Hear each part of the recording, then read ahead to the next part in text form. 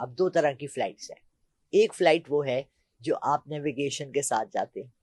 آپ کبھی بھی جہاں ایئرپورٹ پہ جاتے ہیں ٹکٹ لیتے ہیں سرٹن کنٹری جا رہے ہیں, اگر آپ ایسے ہی جائیں ایئرپورٹ پہ اور کسی بھی جہاز پہ چھلانگ مار کے کہیں جی میں نے جانا ہے بس, ایسا doesn't happen like that. اسی طرح جو ایسٹرل ٹریولنگ ہے وہ بھی پروجیکشنل ہوتی ہے, وہ بھی آپ کو پلاننگ ہوتی ہے.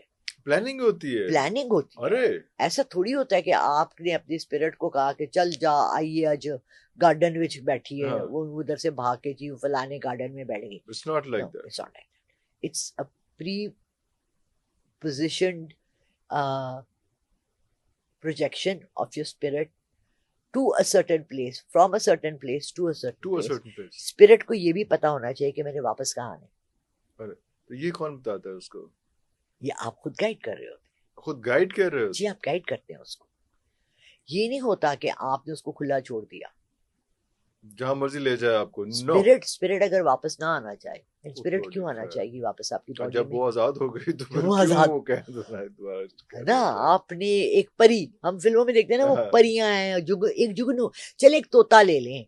آپ نے ایک طوطا لیا, آپ نے اس کو پالا, پنجرے میں رکھا, ایک دن آپ نے پنجرا کھول دیا, طوطے کو کہا طوطا واپس آئے گا. ایسی جو ہے نا یہ جو ایسٹرل ٹریولنگ ہے اس کا ذکر بہت جگہ انہوں نے کیا ہوا ہے. بک آف اینوک میں حضرت ادریس علیہ السلام کا, پھر پیرالل یونیورسز کا. یہ بکس ہڈن کیوں ہیں؟ کیونکہ ہم اتنا دور تک, دیکھیں ہم تو سچی بات ہے اپنے بیسکس تک بھی نہیں پہنچ سکے, ہم اتنی دور کی باتیں کرتے ہیں. میں اس لوگوں سے یہ کہتی ہوں کہ let's keep it simple, very simple.